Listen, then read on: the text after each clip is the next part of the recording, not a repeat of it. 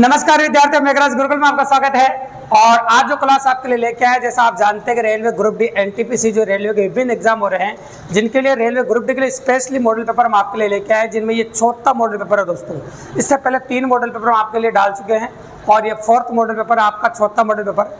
और 25 क्वेश्चन है आपके मैथमेटिक्स के सिलेबस के अकॉर्डेंस, कंप्लीटली 25 क्वेश्चन है गणित के सिलेबस के अकॉर्डेंस। जितने भी टॉपिक्स है सबसे क्वेश्चन है, अच्छा मॉडल पेपर है। ईमानदारी से विदाउट स्किप अगर वीडियो को आपने एंड तक देखा तो मेरी गारंटी आपको ऐसा पता चल जाएगा कि रेलवे ग्रुप डी में पेपर कैसा आने वाला है और किस प्रकार रेलवे में पेपर आते हैं दोस्तों ऑनलाइन एग्जाम के अंदर। तो बहुत मजेदार क्वेश्चन है, हर टॉपिक को बराबर दिया गया है महत्व और पॉसिबिलिटी बहुत जबरदस्त है क्वेश्चन की। तो चलो आते हैं, अपन शुरुआत करते हैं पहले क्वेश्चन से। तो पहला क्वेश्चन प्रतिशत टॉपिक है मैथमेटिक्स का, उससे लिया गया क्वेश्चन है, जनसंख्या से रिलेटेड, बिल्कुल सिंपल है। तो क्वेश्चन नंबर फर्स्ट क्या कहता है, देखो सुनो। 2 वर्ष पहले किसी कस्बे की जनसंख्या 62,500 थी। क्या बोल रहा है ये? 2 वर्ष पहले किसी कस्बे की जनसंख्या 62,500 थी। बड़े नगरों में जनसंख्या का पलायन होने के कारण जनसंख्या में 4% वार्षिक की दर से कमी होती है। तो कस्बे की वर्तमान जनसंख्या ज्ञात कीजिए। देखो वर्तमान जनसंख्या पूछी और आपको 2 वर्ष पहले की जनसंख्या दे रखी है। तो n वर्ष पहले की जनसंख्या जब निकालते हैं पर ऐसा लिखते हैं भी,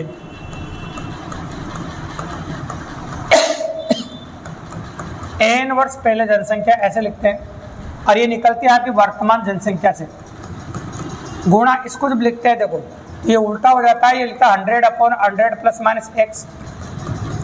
तो भूतकाल में जा रहे हैं इसलिए उल्टा लिखा जाता है 100/100 प्लस माइनस y। वर्दी हो तो प्लस, कमी हो तो माइनस, और आगे जितने वर्ष के लिए बोला जाए उतने वर्ष के लिए लिखते हैं। तो n वर्ष पहले मतलब यहाँ 2 वर्ष पहले है। 2 वर्ष पहले जो जनसंख्या दे रखी है आपको, वो दे रखी है 62,500, है ना, 62,500। वर्तमान जनसंख्या पता नहीं है, उसको ऐसे छोड़ दो। और वर्दी कितनी है? 4% वार्षिक दर से कमी हो रही है, देखो तो 96 आएगा और यहाँ भी आपका 96 आएगा। इसको कैलकुलेट करते हैं वर्तमान जनसंख्या आपको देखने को मिल जाएगी, मतलब वर्तमान जनसंख्या आपके आ जाएगी दोस्तों। ये 2 0 से 2 0 काट दिया आपने, और भी काट दीजिए।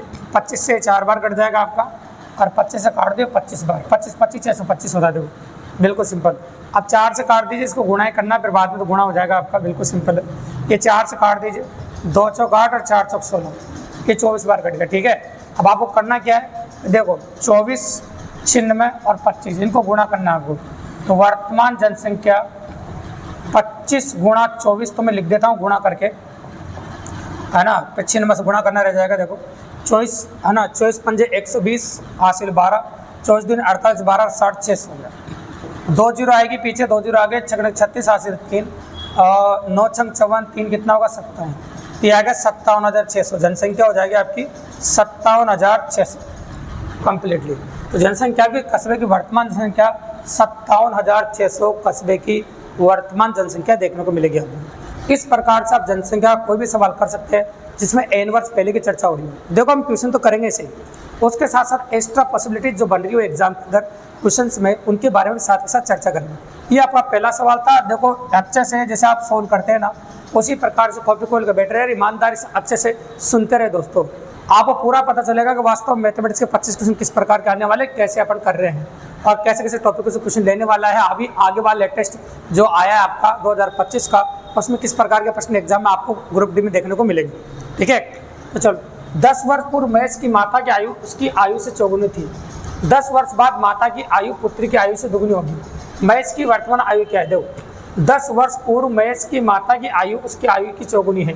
तो देखो 10 वर्ष पहले की बात कर लें अपन, तो 10 वर्ष पूर्व महेश की माता की आयु, तो 10 वर्ष पहले की बात है, 10 वर्ष पहले ऐसा कह सकते हैं। तो मैं समझाने के लिए लिख रहे हैं अपन का 10 वर्ष पहले महेश के माता की उम्र उसकी उम्र की चौगुनी थी। तो महेश की मैं x मान लेता हूँ और उसकी माँ है, माँ की उम्र उसकी चौगुनी थी, मतलब 4x हो जाएगी। 10 वर्ष पहले थी। अब 10 वर्ष पहले से आप वर्तमान में आ जाइए। 10 वर्ष पहले से वर्तमान मानने के लिए 10 जोड़ना पड़ेगा, ये 4x प्लस 10 हो जाएगा आपका, ये x प्लस 10 हो जाएगा। अब आते हैं 10 वर्ष बाद, तो 10 वर्ष बाद 10 और जोड़ना पड़ेगा, 10 वर्ष बाद आ जाते हैं अपन। 10 वर्ष बाद मतलब जब अपन भूतकाल से भविष्यकाल की ओर बढ़ते समय में वृद्धि होती है भी, ये 4x प्लस 20 हो जाएगा, ये x प्लस 20 हो जाएगा। अब 10 वर्ष बाद क्या बोला, माता की आयु पुत्र की आयु की दुगुनी, माँ की आयु यहाँ से बोल रहे हैं 10 वर्ष बाद माँ की आयु पुत्र की दुगुनी, पुत्र की दोगुनी। इसको सोल्व करना है। माँ की कितनी है बताओ, 4x प्लस 20, कोमा का मतलब बराबर, पुत्र की x + 20 का k की क्या मतलब गुणा और 2 का मतलब ये गणित की भाषा पढ़ना सिखा दिया अपन लोग। ये 4x + 20 लिखा, 2 को अंदर गुणा करो 2x + 40 लिखेंगे, उधर जाकर माइनस का, ये इधर जाकर माइनस का, ऐसे हो जाएगा। तो ये बच जाएगा आपका 2x = 20 और x बराबर हो जाएगा आपका 10। x बराबर कितना हो जाएगा आपका 10, मतलब x की वैल्यू जो निकल गई वो 10 आ गई। अब पढ़ लो क्या पूछा आपसे, महेश की वर्तमान आयु क्या होगी। तो महेश की वर्तमान आयु आपसे पूछ रही है। तो महेश की वर्तमान आयु देखो कितनी है, देखो आप इसमें महेश की वर्तमान x + 10 है, x का मान 10 रख दो, इसमें कितनी हो जाएगी 20। तो महेश में वर्तमान में 20 वर्ष का दिया, बिल्कुल सिंपली आंसर है। तो आपका आंसर हो जाएगा 20, ऑप्शन नंबर सी। ये क्वेश्चन नंबर 2 का आंसर है, बिल्कुल सिंपली, काफी इजीली एज रिलेशन से लिया गया क्वेश्चन था, आयु संबंध से इस प्रकार का पुटअप वेरिएंट था। अब देखो क्वेश्चन नंबर 3 जो स्क्रीन पर आ रहा है वो अनुपात समानुपात का क्वेश्चन। अगर आप गौर से देखें तो क्वेश्चन में क्या कह रहा है, यदि a का 30%, b का 0.05 और c का 1/5 हो तो a अनुपात b अनुपात c ज्ञात कीजिए। तो भैया जब भी क्या होता है कि इस प्रकार का प्रश्न दिया जाता है तो पहले तो a अनुपात b, फिर b अनुपात c, फिर ऐसे निकाला जाता है। देखो तो पहले तो देखो a अनुपात b निकालेंगे अपन, तो a अनुपात b निकालेंगे, जैसे इन दोनों को देखना है आपको, है ना, इन दोनों को देखना है, फिर बाद में इन दोनों को देखना है। a अनुपात b निकालने के लिए क्या करना पड़ेगा आपको, ये जो b दिख रहा है वो नीचे घुमाना पड़ेगा इसके, और 30% दिख रहा है वो इसके नीचे घुमाना पड़ेगा। बस ये काम आपको करके देना है, ठीक है, कर लेते हैं अपन। चलो तो a/b निकाल रहा हूँ पहले, मतलब a अनुपात b निकाल लेते हैं। a/b का मतलब a अनुपात b होता है ना। तो ये 0.25 है, 0.25 का मतलब 25/100 हो जाएगा, है ना, और नीचे 30% घूमेगा, 30% 100 का भाग लग जाएगा, ये हो जाएगा 100 से 100 कट जाएगा आपका, बिल्कुल सिंपल सी बात है। 5 से काट दो 5 बार, ये 6 बार, तो अनुपात जो आ गया आपका a अनुपात b और 5:6 हो जाएगा।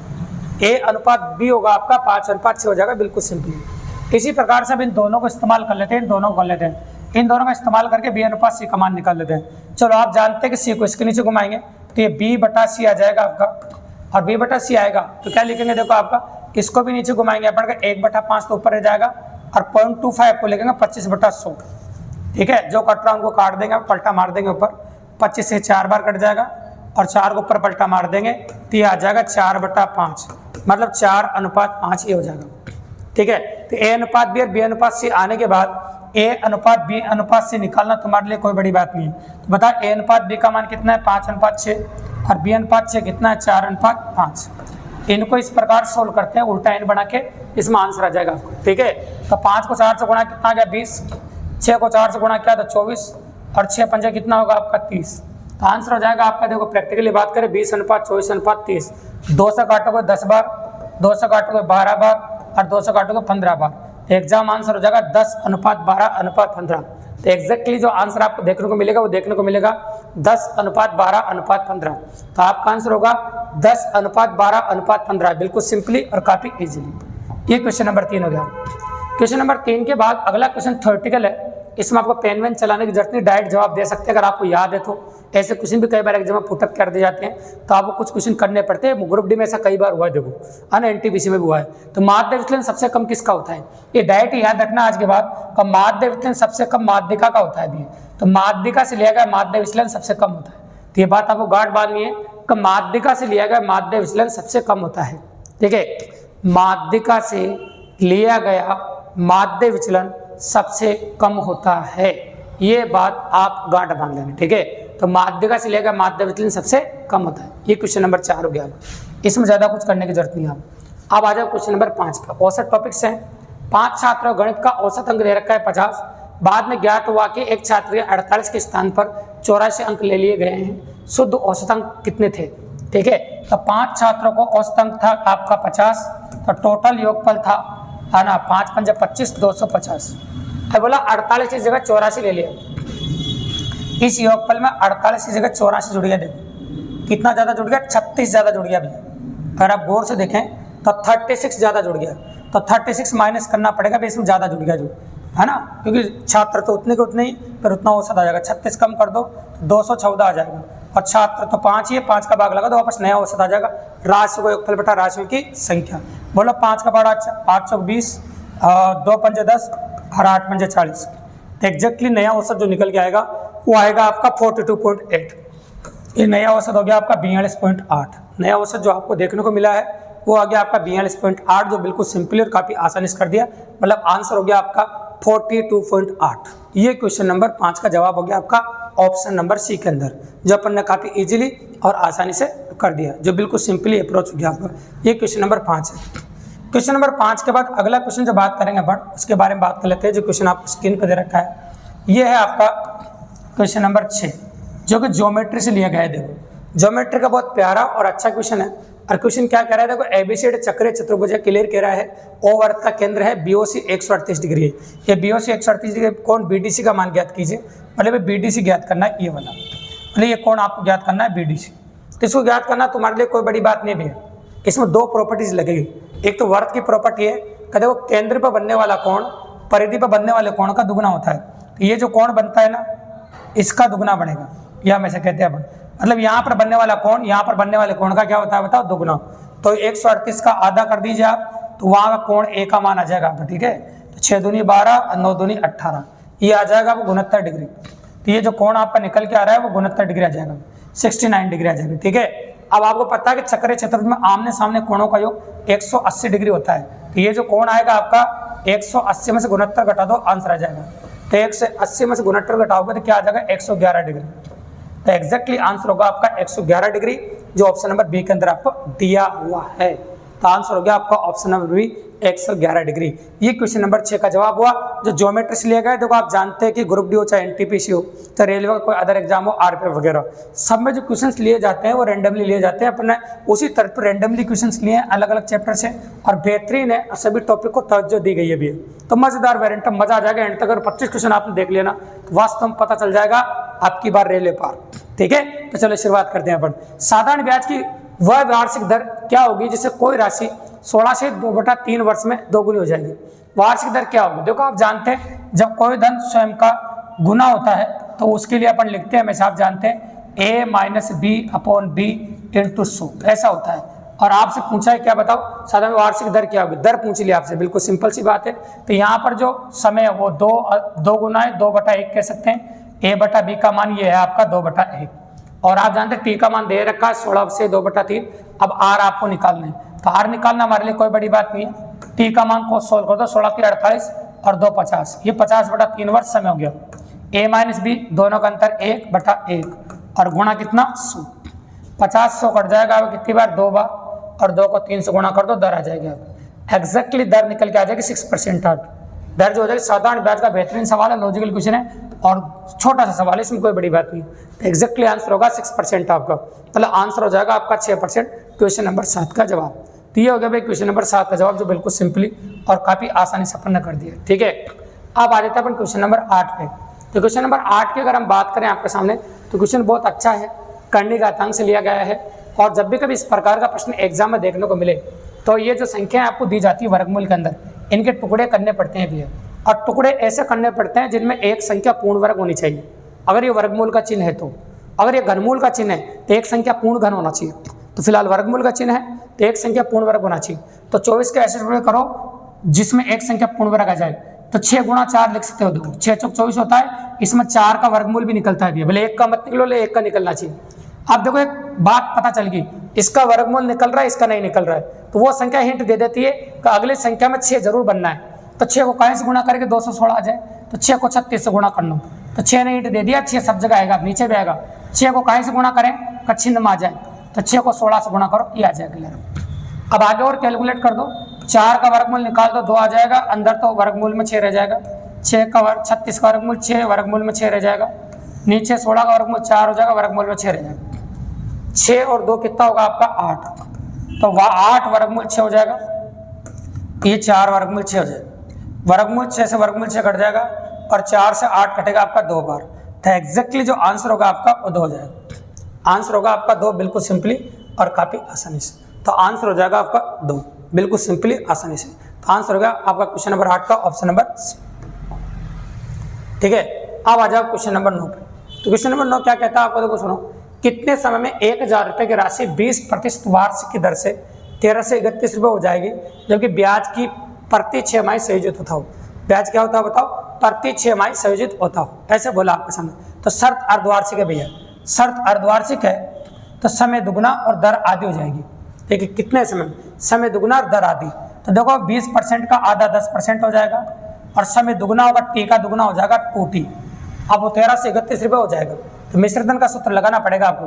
तो 13 से 31 मिश्रधन अभी मूलधन 1000 रुपये है, 1 प्लस दर आपकी 10 है बटे 100 है, और समय 2t कह सकते हो आप। ये लो, यहाँ से टी का मान निकालना तुम्हारे लिए कोई बड़ी बात नहीं है। आप क्या कर सकते हैं, इसको नीचे घुमा दीजिए, 0 से 0 काट सकते हैं। इसको नीचे घुमाते आप जानते हैं 11 क्यूब है, 10 का क्यूब है। देखो आप अगर कॉम्पिटिटिव एग्जाम की तैयारी कर रहे हैं, स्पेशली सेंट्रल लेवल की तैयारी कर रहे हैं, तो फिर आपको वर्ग संख्या घन संख्या बहुत अच्छे से आना चाहिए। देखो ये 11 क्यूब 10 का क्यूब है। अब 10 एक कम 10, 10 और 1 11, तो 11 बटा 10 की पावर 2 गए 2t। अब गणित में एक सिंपल सा नियम है, आधार समान है और बीच में बराबर चिन्ह है, तो गाते भी आपस में बराबर होती है भी। तो गाते बराबर होगी तो 2t बराबर 3 और t बराबर 3/2 वर्ष, और 3/2 वर्ष का मतलब हो गया आपका 1.5 वर्ष। 3/2 वर्ष का मतलब कितना हो गया आपका 1.5 वर्ष। तो ये हो गया आपका आंसर 1.5 वर्ष, बिल्कुल सिंपली और काफी इजीली। ये हो गया क्वेश्चन नंबर 9 है, जो अपन ने काफी इजीली और आसानी से आपके सामने कर दिया दोस्तों। अब 9 के बाद आ जाते हैं हम क्वेश्चन नंबर 10 पे, मतलब क्वेश्चन नंबर 10 पे। तो क्वेश्चन नंबर 10 क्या कहता है, देखो सुनो। एक ट्रेन जिसकी रफ्तार 72 किलोमीटर प्रति घंटा है, जो 200 मीटर लंबे एक प्लेटफॉर्म को 22 सेकंड में पार करती है, तो ट्रेन की लंबाई मीटर में क्या होगी? ट्रेन की लंबाई मीटर में क्या होगी, ऐसा आपके सामने बोला है। तो ट्रेन की लंबाई मीटर में बोला है, देखो 72 किलोमीटर प्रति घंटा ट्रेन की लंबाई है, मतलब रफ्तार है। तो आप जानते हैं समय बराबर क्या होता है, दूरी बटा 4। तो दूरी के लिए टोटल लंबाई लेते हैं ट्रेन की लंबाई प्लस जिसको पार कर रही है उसकी लंबाई। 200 मीटर लंबे प्लेटफॉर्म को पार कर रही है, ठीक है। अब ट्रेन की लंबाई अपन को पता नहीं, ठीक है। समय कितना है आपका, समय बराबर दूरी बटा 4।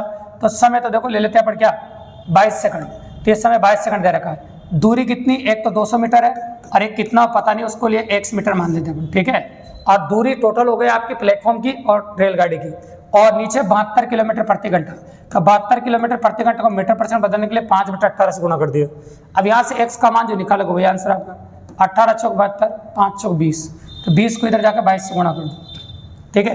तो 22 दूनी 44, 440, 200 प्लस x, ये 200 उधर जाकर माइनस का हो जाएगा, तो ये 240 हो जाएगा। कितना होगा 240। तो मतलब रेलगाड़ी की लंबाई 240 मीटर होगी भाई। रेलगाड़ी की लंबाई कितनी, 240 मीटर। ये एक गलती से छपा है, इसका आंसर 240 ही है। तो 240 मीटर रेलगाड़ी की लंबाई है। अगर मीटर में दे रखा है तो मीटर में है, बिल्कुल सिंपल सी बात है। तो रेलगाड़ी की जो लंबाई हो जाएगी आपकी वो 240 मीटर हो जाएगी, ठीक है। ये क्वेश्चन नंबर 10 का जवाब हो गया। क्वेश्चन नंबर 10 के बाद अगला क्वेश्चन, क्वेश्चन नंबर 11 जो स्क्रीन पर आपको दिखाई दे रहा है, इसको गौर से देखो, बहुत प्यारा सवाल है और अच्छा सवाल है। क्वेश्चन क्या कह रहा है देखो सुनो। यदि किसी वस्तु का विक्रय मूल्य उसके क्रय मूल्य का 8/5 गुना है, विक्रय मूल्य क्रय मूल्य का 8/5 गुना है, तो मान लीजिए आप क्रय मूल्य को x मान लीजिए भैया, और विक्रय मूल्य क्रय मूल्य का 8/5 है, तो विक्रय मूल्य हो गया आपका 8/5x। अब आपको लाभ निकालना है, और लाभ निकालने के लिए विक्रय मूल्य में से क्रय मूल्य घटाते हैं, तो यहाँ से लाभ निकल के आ जाएगा, लाभ निकाल दीजिए आप। तो क्या करोगे, इसमें से घटाओगे लाभ 8x/5 माइनस x, इसे सोल्व कर दो, 5 ला से ले लो, 5 इधर गुणा करो, तो 8x में 5x गया था 3x, तो 3x/5 लाभ हो गया होगा। और आपसे पूछा है लाभ प्रतिशत, और लाभ प्रतिशत के लिए आप क्लियरली जानते हैं कि लाभ बटा क्रय मूल्य गुणा 100, लाभ बटा क्रय मूल्य गुणा 100। तो लाभ कितना आपका 3x/5 और क्रय मूल्य कितना आपका x, और गुणा कितना हो जाएगा आपका 100, ठीक है। अब क्या करेंगे बताओ आप, काट दो कुछ, ये इससे कट जाएगा, 5 से 20 बार कट जाएगा। अभी इसको 3 से गुणा कर दो, 60% आ जाएगा। तो इस सौदे में से टोटल 60% का प्रॉफिट आपको देखने को मिलेगा, प्लस 60% का लाभ मिलेगा। लाभ आने का छोटा सा और पहली टाइप से पूछा गया, बिल्कुल सिंपल सा सवाल था। तो आंसर आ जाएगा आपका 60%। आंसर निकाल दिया अपन ने 60%, तो बिल्कुल सिंपली और काफ़ी आसानी से, ठीक है। 4 sin square 60 plus sec square 60 plus 4 sin square 45 plus 3 cos square 90 और sec 60 plus cosec 30 degree minus sine 90, ठीक है। तो देखो 4 sin square 60 plus sec square 60 plus 4 sin square 45 plus 3, इसका मान दे रखा आपको। तो जो जो के मान आपको रखने हैं वो सबके मान रख दीजिए, फिर आगे बात करेंगे देखो, ठीक है। ये 4 sin स्क्वायर 60, ठीक है। तो sin 60 का मान होता है आपका √3/2। sin 60 का मान क्या होता है आपका √3/2, उसका स्क्वायर करना है। ये sin 60 का मान हो गया आपका √3/2 का स्क्वायर। ये मान याद रखने पड़ेंगे देखो, है ना। तो मेन टेबल से याद रखोगे आप, जो क्लास पूरी क्लास देखना इसकी, तो उसमें हो जाएगा आपको। cos 60 का मान देखो, है ना। cos का उल्टा बाय सेक होता है, फिर मान उल्टा कर देंगे। तो cos 60 का मान क्या होगा, जो sin 30 का होगा, तो 1/2 होता है, इसका मान हो जाएगा आपका 2। क्या हो जाएगा बता आपका 2 का स्क्वायर। आगे देखो साइन 45 का मान होता है 1/√2। तो ये मान रखना इंपॉर्टेंट है, बाकी तो क्वेश्चन बिल्कुल सिंपल हो जाता है। कोस 90 का मान होता है 0, जो होता है साइन 0 का मान, ये 0 का स्क्वायर। मैं मान रख रहा हूँ, सोल्व बाद में करेंगे, अभी सोल्व नहीं कर रहे हैं। सेक 60 का जो मान होगा वो 2 होगा, भी ऊपर निकला था अपन ने। कोसेक 30 का भी 2 होगा और साइन 90 का 1 होगा। कैलकुलेट कर देते हैं, ये 4 गुणा √3 का 3 और ये 4 हो जाएगा, है ना। प्लस 2 का स्क्वायर कितना होगा 4, इधर होगा 4 गुणा 1/2, ये तो 0 हो ही जाएगा और नीचे हो जाएगा 2 और 2 4, 1 गया तो 3, ये कट गया आपका और ये 2 बार कट जाएगा, ठीक है। तो यहाँ पर कितना बचा आपका 3, 4 कितना हो जाएगा 7 और 7 और 2 कितना हो जाएगा 9। तो 9 में 3 का भाग लगा ना, जिसमें आंसर आ जाएगा आपका 3। तो कैलकुलेशन होने के बाद बिल्कुल सिंपली आंसर आता है। देखो बस कोणों के मान टेबल से आपको पता होना चाहिए, वो ध्यान रखना पड़ेगा। ट्रिग्नोमेट्री अगर आपने टॉपिक पढ़ा है उसके बाद मॉडल पेपर देख रहे हैं तो बिल्कुल सिंपल, नहीं पढ़ा है तो 116 वीडियो 115 वीडियो को प्लेलिस्ट हमारे चैनल पर कंप्लीट अभी है, जो रेलवे की specially railway NTPC group D के सिलेबस के हिसाब से बनाए गए क्वेश्चन है। मतलब पूरी कंप्लीट क्लास 115 वीडियो हैं जिसमें पूरी गणित कवर है आपके रेलवे ग्रुप डी की, उसको देख सकते हैं, वहाँ जाकर ट्रिग्नोमेट्री क्लास देख सकते हैं। बिल्कुल सिंपल है, प्ले लिस्ट दे रखी है, चाहो तो प्ले लिस्ट को मैं आई बटन में भी डाल दूंगा आपको, पीछे भी डाल देंगे, तो आप देखना उसको प्ले लिस्ट को, बिल्कुल सिंपल है। लल्लन, विनोद तथा अमर ने 9,500 रुपये में एक सप्ताह के लिए एक कार भाड़ा पर लिया, एक कार भाड़े पे लिए। देखो उन्होंने तीनों ने मिलकर 9,800 रुपये में, वे लोग 12 घंटा 6 घंटा तथा 10 घंटे का प्रयोग में लाते हैं, तो लल्लन कितने रुपए चुकाएगा। तो देखो याद रखेगा, जो ज़्यादा यूज करेगा ना वो ज़्यादा चुकाएगा और जो कम यूज करेगा वो कम चुकाएगा, क्योंकि तो पैसे हमेशा देखो उन्होंने क्या है कि समय अलग अलग है और पूंजी दे रहे कि टोटल इतना भाड़ा है आपके सामने, तो ना। तो ये तो समय दे रखा है और समय का उल्टा होता है कार्य क्षमता, तो पैसा कार्य क्षमता के अनुपात में बढ़ता है भी। तो दिनों का उल्टा कार्य क्षमता होता है, तो पहले मैं कार्य क्षमता निकाल लेता हूँ। जैसे मैंने 12 लिखा पहले वाले का, ये 6 लिखा, ये 10 लिखा, ठीक है, तो ऐसा बैठेगा। अब लसे ले लेते हैं, इनका लसे कितना आएगा। तो लसे की अगर बात करें मैं आपके सामने, तो किसमें भाग चला जाएगा सबका। अगर भाग देने की बात करें तो 12 पंजे 60 और 60 में जाना चाहिए सबका, तो 60 लस हो गया। तो 12 पंजे 60, इसकी कार्य क्षमता 5 होगी, इसकी कार्य क्षमता 10 होगी और इसकी कार्य क्षमता 6 हो जाएगी। ये सभी कार्य क्षमताएं आ गई। कार्य क्षमता के अनुसार इंसान को पैसा मिलता है। टोटल अगर बात करें मैं आपके सामने देखो, तो 10 भाग इसको मिलेगा, 6 भाग इसको मिलेगा, 5 भाग इसको मिलेगा, तो ऐसा करके टोटल 21 भाग हो गया। तो 21 भाग बराबर दे रखा 9,800 रुपये। 21 भाग बराबर दे रखा है आपको 9,800 रुपये एक सप्ताह के लिए, एक बार कार भाड़ा पे लिए एक सप्ताह के लिए। देखो तो कितना लल्लन अपने हिस्से का कितना चुकाएगा, 9,800 रुपये, है ना। तो देखो अगर आप 21 से काटे तो 21 से काट सकते हैं, 3 से अगर कट रहा हो, नहीं कट रहा हो तो मत काटो, और ये आ जाएगा 1 बराबर। फिर लल्लन का पूछा था 1 बराबर 9,800 बटा 21। आवाज किसे पूछा, लल्लन का। तो लल्लन की कार्य क्षमता कितनी बताओ, लल्लन की बात करें आपके सामने, तो कार्य क्षमता की बात करें, है ना। तो लल्लन अपनी हिस्से का कितने रुपए देगा, देखो तो क्योंकि पैसे जो बढ़ते हैं ना कार्य क्षमता का अनुपात बढ़ते हैं, तो लल्लन का कितना बताओ 5। तो 5 से दोनों साइड गुणा कर दो, तो 5 से दोनों साइड गुणा करके 9,800 बटा 21 गुणा 5। अब इसको कैलकुलेट कर दो, देखो संख्या कट रही है तो, और कैलकुलेट करके आप आंसर निकाल सकते हैं। इनमें से लगभग आंसर आ जाएगा, ठीक है। क्योंकि देखो क्लियरली बोला है ना कि सप्ताह के इतना भाड़ा है टोटल, और ये लोग 8 घंटा का प्रयोग करते हैं, ठीक है। तो देखो पूंजी अगर बात करें मैं आपके सामने, चीज़ें एक ही है और समय दे रखा है, और समय का उल्टा कार्य क्षमता होता है। तो वो जितने घंटे काम करते हैं ना एक दिन में, उसका नहीं कार्य क्षमता के हिसाब से पैसा का बंटवारा होता है, जो अपन ने किया आपके सामने, ठीक है। ये क्वेश्चन नंबर 13 हो गया। क्वेश्चन नंबर 13 के बाद अगला क्वेश्चन आपको दिखाई दे रहा है, वो आपका क्वेश्चन नंबर 14। तो 14 क्या कह रहा है, बहुत प्यारा सवाल है, अच्छा क्वेश्चन है। 2 स्थानों ए तथा बी के बीच की दूरी 220 किलोमीटर है। एक साइकिल सवार ए से प्रातः 5 बजे, दोनों दूरी दे रही ए से प्रातः 5 बजे बी की ओर 20 किलोमीटर प्रति घंटा चलता है, और तो दूसरी साइकिल सवार बी से 6:30 बजे 30 किलोमीटर प्रति घंटा की चाल चलता है। तो एक तो ए से बी की ओर जा रहा है और एक बी से ए की ओर जा रहा है। तो यहाँ चलने वाला 5 बजे चल रहा है, देखो 5 बजे चल रहा है 20 किलोमीटर प्रति घंटा की चाल से, और इधर चलने वाला 6:30 बजे चल रहा है। यहाँ चलने वाला 6:30 बजे चल रहा है और यहाँ चलने वाला 5 बजे चल रहा है। तो ये समझ लो कि 1.5 घंटे तक यात्रा कर लेगा तब तक, ठीक है। तो 1.5 घंटे में कितनी दूरी तय कर लेगा वो देख लेते हैं पहले तो आप जानते हैं कि दूरी बराबर चाल इंटू समय, चाल तो उसकी 20 है और 1.5 घंटे का मतलब 3/2 घंटे होता है। 2 से काट दो 10 बार, मतलब 30 किलोमीटर चलेगा भी। तो 30 किलोमीटर चल के यहाँ पर आ जाएगा। टोटल जो दूरी थी आपकी वो 220 थी, तो बाकी की दूरी कितनी बच गई बताओ 220 में से, है ना। ये तो चली गया, तो 30 घटा दो 190 किलोमीटर बच जाएगा। तो 190 किलोमीटर से कंपटीशन स्टार्ट कह सकते हो, मतलब 190 किलोमीटर से कंपटीशन स्टार्ट हो जाएगा, ठीक है। तो बताओ क्या पूछा आपसे, अगर समय निकालना है, समय बराबर दूरी बटा दोनों एक दूसरे की तरफ आ रहे भी, समय बराबर दूरी बटा चालों का योग हो जाएगा। समय बराबर दूरी बटा क्या हो जाएगा आपका, चालों का योग। तो देखो इसकी 20 किलोमीटर प्रति घंटा चाल, 30 किलोमीटर प्रति घंटा की चाल है और दोनों एक दूसरे की तरफ आ रहे हैं, तो आप कह सकते हैं कि टोटल जो चाल हो जाएगी, चालों का योग होगा कितना हो जाएगा 50। ये 0 0 कट गया, 5 का पाड़ा बोलो आप, तो कितनी देर बाद मिलेंगे आप, 5 का पाड़ा बोलो, 3 पंजे 15, ठीक है। कितना बच गया, 4 बच गया आपको, है ना। 3 से 4 बटा 5 घंटे एग्जैक्टली अपन कह सकते हैं। 5 का पाड़ा बोलिए 190 हो गया आपका। देखो दोनों के जोड़े अपन तो टोटल ये हो रहा है, अरे 0 0 कट गया, 5 3 पंजे 15, 4 हो गया, 4 बटा 5। तो एग्जैक्टली अपन कहें कि 4 बटा 5 घंटे का मतलब क्या होता है, 5 से काटो इसको, है ना। तो 60 को 5 से काट दो, कितनी 12 बार, अब 12 चौक कितना होता है 48। तो आप कहेंगे 3 घंटे 48 मिनट हो जाएगा, ठीक है। 3 घंटे 48 मिनट।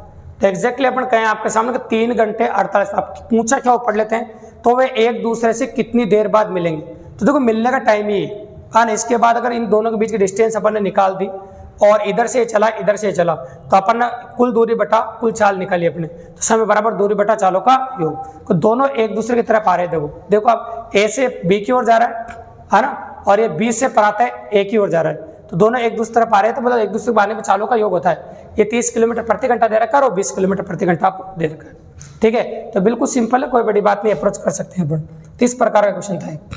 अब आ जाओ अगले क्वेश्चन पे, नावर धाराओं क्वेश्चन है।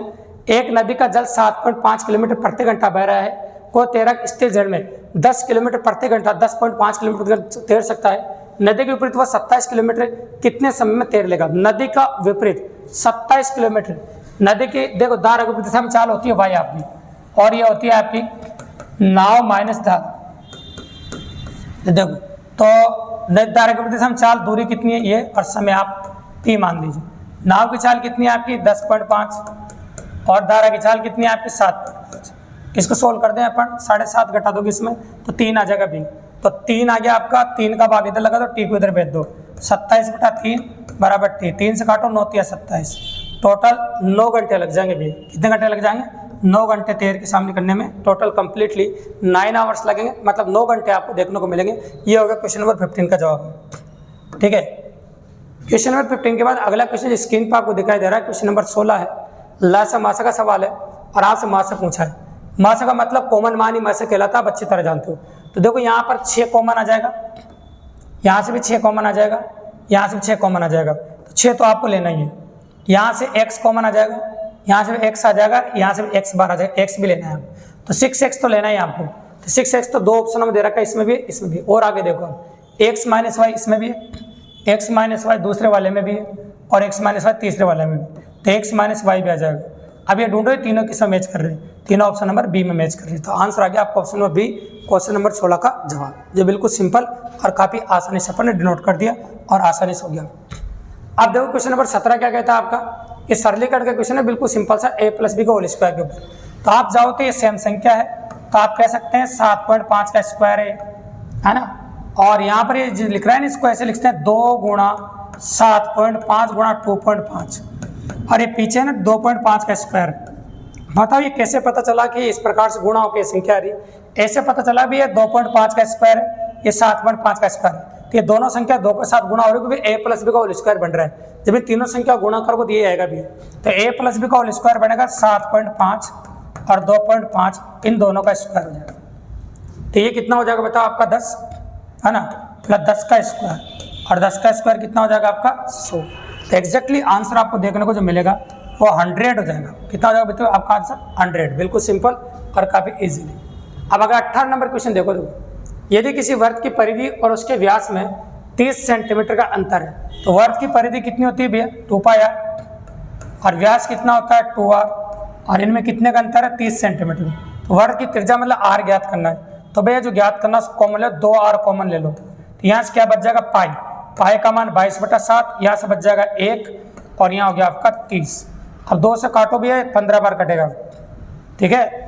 अब यहाँ से इसको कैलकुलेट कर देता हूँ मैं, 7 लस ले लो, 7 कम 7, 22 में 7 गया तो 15, अब बराबर 15, अभी 15 से 15 कट जाएगा, 7 इधर भेज दो, तो r बराबर 7 सेंटीमीटर।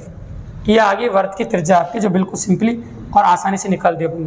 तो ये आपका परिमाप सेक्टरेबल टॉपिक से है, एरिया जिसे बोलते हैं अपन, वहाँ से लिया गया क्वेश्चन नंबर 18, जो काफ़ी सिंपली और आसानी से कर दिया।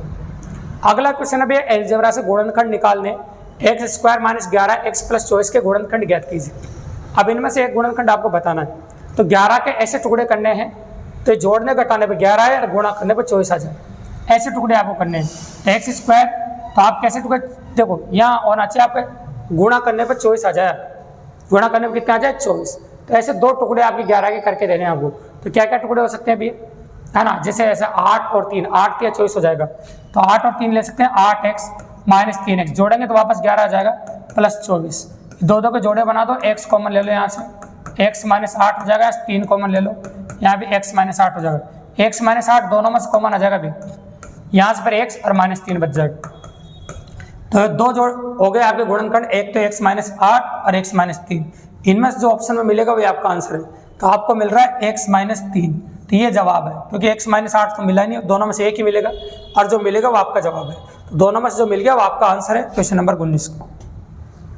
क्वेश्चन नंबर 20 जो है वो आयतन टॉपिक का है। और क्वेश्चन में क्या बोला देखो सुनो, दो बेलनों के आधारों की त्रिज्याओं का अनुपात 2:3 है और तथा उनकी ऊंचाइयों में 5:3 कर इनका आयतन में अनुपात ज्ञात कीजिए। तो बेलन का आयतन क्या होता है पहले तो देखिए आप, बेलन का आयतन होता है आपका पाई r1 स्क्वायर h1, ये लिख दिया, और दूसरे बेलन का ले लिया मैंने पाई r2 स्क्वायर h2। अब ऐसे आयतनों में तुलना करवाते हैं, पाई से पाई कट जाएगा, तो मैंने ये तो लिख दिया आयतनों में अनुपात हो गया, ठीक है। इधर त्रिज्याओं में दे रखा है आपको, त्रिज्याओं में 2/3 का अनुपात है, 2/3 का स्क्वायर कर देंगे, और ऊंचाइयों में अनुपात दे रखा है आपको 5:3, तो ऊंचाइयों का अनुपात भी लिख देता हूँ चलो मैं 5/3। अब आयतन में अनुपात पूछा है, निकाल देंगे। अब तो बचा भी क्या है, 2 का स्क्वायर 4, 3 का स्क्वायर 9, ये 5/3, तो 20/27 हो जाएगा, 20:27। मतलब आयतनों में जो अनुपात आपको देखने को मिलेगा वो होगा आपका 20:27, आंसर होगा 20:27। ये क्वेश्चन नंबर 20 का जवाब है। क्वेश्चन नंबर 20 के बाद ये जवाब हो गया आपका। इसके बाद आगे बात कर लेते हैं क्वेश्चन नंबर 21 की। पूर्ण वर्ग बनाने के लिए है ना 21,600 को किस लघुत्तम संख्या से गुणा करना पड़ेगा। ऐसी कौन सी छोटी छोटी संख्या से गुणा करें कि ये पूर्ण वर्ग संख्या बन जाए। तो भैया जब भी कभी ऐसा क्वेश्चन आए ना तो इसके टुकड़े करने पड़ते हैं। तो पहले 6 का भाग देते हैं, है ना, तो देखो 10 का दे लेते हैं, पहले 10 दिख रहा है ना, 10 का 2 बार दे लेते हैं, 10 का दे लें, है ना, फिर 10 का दे लें, तो जोड़े बनाने अपन को, फिर 6 का दे लेते हैं, फिर 6 का दे लेते हैं, है ना, ये जोड़ा अधूरा है, ये देखो, तो ये जोड़ा तो कंप्लीट है, ये जोड़ा कंप्लीट है, ये जोड़ा अधूरा है। तो किससे गुणा कर दो कि पूर्ण वर्ग संख्या बन जाएगी, तो 6 से गुणा कर दो, ये पूर्ण वर्ग संख्या बन जाएगी अभी, ठीक है। तो एक जोड़ा हो रहा है, 6 से गुणा कर दो, तो मल्टीप्लाई बाय 6, तो ये हो जाएगा आपका सन पूर्ण वर्ग बन जाएगा। तो पूर्ण वर्ग बना करने के लिए आपको 6 से गुणा करना ही पड़ेगा, ठीक है। ये आ गया आपका क्वेश्चन नंबर जो भी है 22 नंबर, है ना, तो उसके बारे में बात कर लेते हैं। देखिए आप, तो 22 नंबर क्वेश्चन आप इसके बारे में बात करें, देखिए अब। तो क्वेश्चन नंबर 22 में क्या पूछा देखो, 1994 और 1997 बीच व्यय की वार्षिक साधारण औसत वो वृद्धि दर क्या है। 1994 और 1998 और व्यय का बोला है, देखो व्यय का, तो व्यय का बोला है आपके सामने, व्यय की वार्षिक साधारण औसत वृद्धि दर क्या है। तो 94 और 98 के बीच, तो इनमें से व्यय कौन सा है, सबसे इंपॉर्टेंट बात तो वही देखो, है ना, खर्चे वाला कौन सा है। अब खर्चे वाले का ग्राफ देखो बना के दिया जाए, 3 तरह के ग्राफ अपने पास देखने को मिल रहे हैं, है ना। 94 देखो 5 वर्षों में बिक्री, व्यय तथा पूंजी, तो ये आगे वाला बिक्री है, फिर व्यय है, फिर पूंजी है। अब बिक्री की बात करें अपन, तो देखो व्यय की बात करना, बिक्री से मतलब नहीं, अपन को व्यय पूछा है, तो व्यय वाला कौन सा अपना यहाँ पर देखो 2 नंबर वाला, तो 2 ये वाला है, इस प्रकार ये व्यय वाला है, इसके बारे में बात करें, ये सारा व्यय वाला है आपका, ठीक है। तो क्या बोला, 1994 और 98 के बीच व्यय की वार्षिक साधारण औसत वृद्धि दर क्या है। तो इसके बीच में पूछा है 94 से 98 के बीच वृद्धि दर क्या है, ठीक है। तो 94 और 98 के बीच, 94 में कितना है देखो 300 और 98 में कितना है आपका देखो 700, तो वृद्धि दर कितनी है देखो देखते हैं आप। तो 700 और 300 का अंतर कितना होगा 400, और भाग उसका लगाते हैं जिससे अपन तुलना करते हैं भी, ठीक है। तुलना किससे कर रहे हैं देखो अपन 300 वाले से, और गुणा कितना होगा आपका 100, 2 0 से 2 0 कट जाएगी आपकी, हाँ ऐसे कह सकते हैं 400 हो जाएगा आपको, और ये 400/3, 133 से 1/3%। तो एग्जैक्टली आंसर आ जाएगा आपका 133 से 1/3%। इतनी वृद्धि हो रही है 1994 और 98 के बीच। ये 22 नंबर क्वेश्चन है। 22 नंबर क्वेश्चन के बाद अगर हम बात करें आपके सामने, तो बहुत प्यारा क्वेश्चन है प्रोबेबिलिटी टॉपिक से, प्रायिकता से। लीडर शब्द के अक्षरों को कितने विविध प्रकार से व्यवस्थित किया जा सकता है? तो लीडर में टोटल अक्षर कितने हैं? देखो नोटिस करो, टोटल अक्षर है आपके 6। तो भैया जितने अक्षर है उतनी तो संभावना हो जाएगी फैक्टोरियल के हिसाब से। तो आप कह सकते हैं 6 फैक्टोरियल की संभावना हो जाएगी। कितने फैक्टोरियल की संभावना? 6 फैक्टोरियल की संभावना है। ठीक है, अब कोई अक्षर 2 बार आ रहा तो उसको घटा देंगे, तो भाग लगा देंगे। मतलब तो 2 बार ई आ रहा है तो 2 फैक्टोरियल का ये ज़्यादा हो रहा था, इसका भाग लगा देंगे। ऐसा करते हैं, जो डबल बार जो आ रहा है उसका भाग लगा देते हैं। ठीक है, तो 6 फैक्टोरियल का मतलब क्या होता है आपका? उल्टी गिनती बोलते हैं 6, 5, 4, 3। अरे 2 फैक्टोरियल को ऐसे कैसे लिख दो ताकि काट दे। ये 2 फैक्टोरियल से 2 फैक्टोरियल कट जाएगा और इनको गुणा कर दो, आंसर आ जाएगा। तो गुणा करो आप 5 चौक 20, 20 तिया 60 और 60 को इससे गुणा करो 6 36, मतलब 360। तो कितनी प्रकार से व्यवस्थित किया जा सकता है भैया? 360 प्रकार से व्यवस्थित कर सकते हैं हम। तो व्यवस्थित करने का जो तरीका है आपका वो 360 प्रकार से, मतलब 360 प्रकार से व्यवस्थित हम कर सकते हैं आपके सामने। ठीक है, ये किसी संख्या की 4 तिहाई के 2 तिहाई का मान 80 है तो संख्या ज्ञात कीजिए। तो माना हुआ संख्या x है, उस संख्या का 4 तिहाई मतलब 4/3 का 2 तिहाई मतलब 2/3 का मान 80 है। 4 तिहाई के 2 तिहाई बिल्कुल सही है। अब वो संख्या ज्ञात करनी है, अब काट दे। 4 से कितनी बार कटेगा? 20 बार। 2 से कितनी बार कटेगा? 10 बार। और 3 को 3 से गुणा, 9 जाके 10 से गुणा हो जाएगा, तो x इक्वल टू आ जाएगा आपका 90। ठीक है, तो आपका आंसर आ जाएगा 90, जो बिल्कुल सिंपली कर दिया क्वेश्चन नंबर 24 का जवाब। अब आते हैं आज की सीरीज का आखिरी क्वेश्चन और भिन्न से लिया गया क्वेश्चन, जो बिल्कुल सिंपल और काफ़ी आसानी से अप्रोच करेगा, मतलब 25 नंबर क्वेश्चन। ये फ्रैक्शन टॉपिक से हैं। तो 299 में देखो ये जो चिन्ह होता है ना बीच में, गुणा का चिन्ह नहीं होता, याद रखना। ये मिश्र भिन्न में बीच में प्लस का चिन्ह होता है। तो 999 में क्या होता है कि प्लस का जितनी बार उतनी बार गुणा करके लिखना पड़ता है अपन को। तो देखो 999 में कितनी बार है? देखो 1, 2, 3, 4, 5, 6 बार है ना। तो 6 बार 999 में, तो आपको क्या लिखना पड़ेगा? 6 × 999 कितनी बार आएगा? फिर अंदर वाली संख्याओं को भले जोड़ दें अपन, 1/7, 2/7 है ना, 3/7, 4/7। आपकी सुविधा के लिए डायरेक्ट भी जोड़ सकते हैं इनको, 6/7। अब एग्जाम आप जोड़ना चाहो तो डायरेक्ट भी जोड़ दो, हर समान है ना, तो डायरेक्ट भी जोड़ सकते हैं। 6 से गुणा कर देंगे, देखो है ना, गुणा करना पड़ेगा। 9 × 56 हासिल 5, 9 × 56 5 कितना? 59 और हासिल कितना? 5। 9 × 56 और 5 कितना होगा आपका? ऐसे आता जाएगा। अब यहाँ लस आ जाएगा आपका 7 और ऊपर जोड़ दो सबको, 11, 15, 18, 20 और 21 हो जाएगा। अब 7 से काट दो 3 बार, अब 3 इसमें जोड़ दो, 5,997 हो जाएगा, 5,997। तो एग्जैक्ट आंसर आ जाएगा आपका 5997। तो आपका आंसर जो बनेगा आपका 5997 आपको देखने को मिलेगा।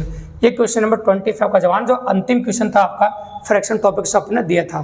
तो बहुत प्यारा मॉडल पेपर था आपका, अच्छा मॉक टेस्ट था। अगर ईमानदारी से अपने एंड तक देखा है तो 25 क्वेश्चन ही बहुत प्यारे और मजेदार थे, देखो है ना। अगर वीडियो पसंद आया, अच्छा लगा, इसी तरह मॉडल पेपर आप देखना चाहें और कंप्लीटली क्लास लेना चाहते हैं, 115 क्लास की वीडियो प्लेलिस्ट में डाल रहा हूँ आपके सामने, आई बटन में, उसको कंप्लीटली देख सकते हैं। जिनको कंसेप्ट क्लियर नहीं है और कंसेप्ट क्लियर है, जिन्होंने क्लासेस पूरी ले रखी है, वो मॉडल पेपर कंटिन्यू देख सकते हैं दोस्तों। आपकी प्रैक्टिस में बहुत फायदा करने वाला है। अगर वीडियो पसंद आया, अच्छा लगा तो दोस्तों को शेयर करो, सब्सक्राइब करो और अपने दोस्तों लाइक करो दोस्तों। धन्यवाद।